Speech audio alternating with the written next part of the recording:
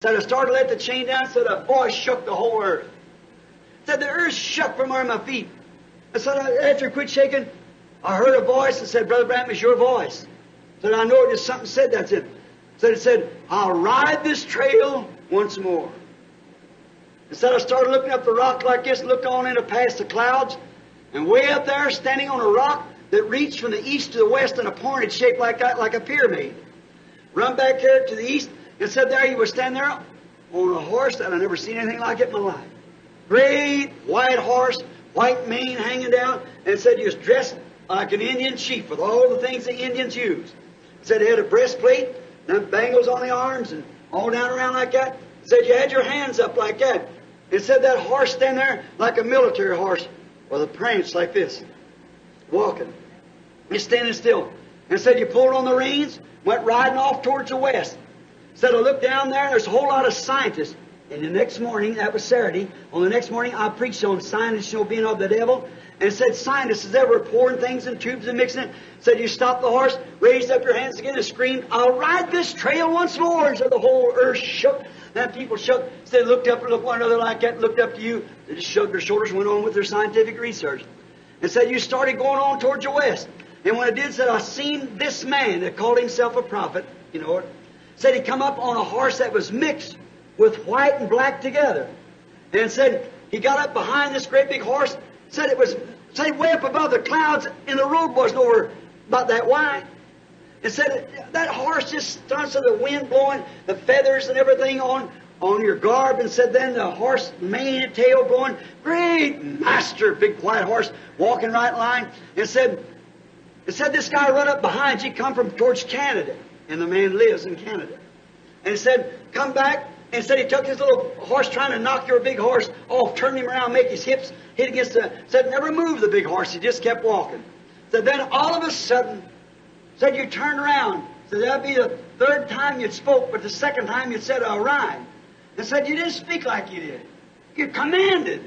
Said you turned around and called the man by name and said, get off of here. You know that no man can ride this road here without God be ordained him to do it. Get off of here. And said the man turned around and said the man has wrote me letters and said across his horse's hips, that black and gray and mixed up together, said across his horse's hips was wrote his name signature just exactly like it's on his letter. And he rode off towards the north. Said then you went on down, that big horse turned around way as far west as you could. Said he stood and raised your hands up like that, and then he started crying. Said, Brother Branham, see that horse standing on that war bonnet and everything like that? And said that breastplate and everything shining. Said you held your hands up a little while and said you looked down again, picked up the reins, said, I'll ride this trail just once more. Said the whole earth shook back and forth like that. And said there was no more life left in me. I just fell down beside the rock and I woke up. Said, what does it mean, sir? I said, I don't know. Next morning, Junior Jackson, who dreamed about the pyramid, when I went out west, you remember that? He called me a month or two before that. He had a dream this burning he had to tell me. And I said, Billy, there's about 20 standing out there. He said, Junior Jackson there said he had to tell you that dream. I said, send him in just about 5 minutes. He brought his wife in, and he said for a witness. He said, I dreamed, Brother Branham, me and my wife was out riding. And said, I looked back in the east, and I saw it look like a spot, like one of them flying saucers. See, the world don't know what that is, you know. You know, it's on, we know what it is. We know it's investigating judgment angels, you see, how at the Pentagon, all about how it comes right down to the intelligence, how they can go like a flash and be gone, pull away from anything they got. See, they don't realize what it is, see. Let them think whatever they want to. They call it flying saucers or whatever. They don't know, see. Said it, and I seen it coming, and I watched it. And what it was is a man on a horse. It said he's coming with lightning speed. Said I seen he's going to come down in front of me, and I stopped my car, jumped out. When it did, said the horse is standing on the road, a great white military horse, walking in a prance. That's the word, of course, you know it. Walking in a prance. Said there's a man sitting on there, said he's dressed in Western garb. Wasn't a cowboy, but said looked like a chief over Rangers or something. See, all of his chief authority from the West. The Indians over the Indians, Rangers over, see. And said the man had his head pulled down, and he was looking sideways. And said when he turned sideways, said it was you, Brother Branham. Said, you never talked like you did. He said, Junior! Called him 3 times and said, I'll tell you what to do. And said, then you pulled up on the reins of this horse, you made about 3 lopes and took to the skies, and you were gone, towards the west. He said, just a minute, I looked around, and here come a horse smaller than that, and of the same breed, but smaller, and stood. Said, I walked over, I said, he must have sent this back for me. Said, I got in, Junior's done a little riding too, and he said, you know how your saddle fits you, Brother Branham, the stirrups and everything? Said, I thought, well, this fits me just right. Said, I pulled up on the reins, off to the skies. Said, I pulled on the reins and stopped him, turned him around and went back.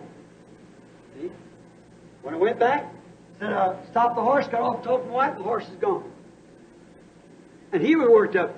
Then, day before yesterday, 3 days ago, come Leo Mercer, coming down with exactly the same dream, not knowing nothing about it.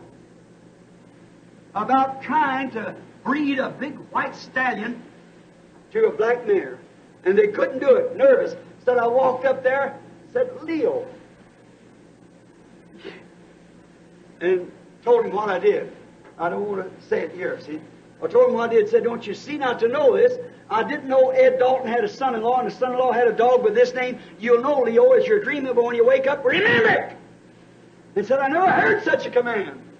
About that time, Roy Roberson come in and said, Brother Branham, you remember back there before you left the church the first time? I seen you sitting like in Palestine, with all the board and everything, sitting like the Lord's Supper table. And then you're talking, you wasn't sure what you was talking about. Said a white cloud come down and got you, packed you away. How many remembers the dream of Brother Roy? And said the white cloud packed you away. And said then you was gone. I walked through the streets screaming and crying. When I come up out here, that little old arm crippled up like what's reading this, he dropped the rake and started crying when he seen me come up out there. I hadn't seen him, so he'd tell me the dream. And he said, and he was raking. I said, and you went away. He said, I walked the streets everywhere, trying to find you. I couldn't find you nowhere. I was screaming, oh, Brother Brown, don't leave. Said a white cloud come in and got you and packed you away from us towards the west. That was before the pyramid or anything. Said, packed you towards the west. And I cried and I walked the streets, and that's while I went and set the table. I had to look up there at the head of the table. Said, I could just see that much of you as Snow White. Said, you stand there and said, you spoke with authority. There was no guessing to it. That every man understood exactly what you were saying. Oh, my brother, sister. Now, every one of you conscious, I know what that means. See? Just watch. Stay close to Christ. Let me warn you now as a minister of the gospel of this. Don't take any foolishness. Don't imagine anything.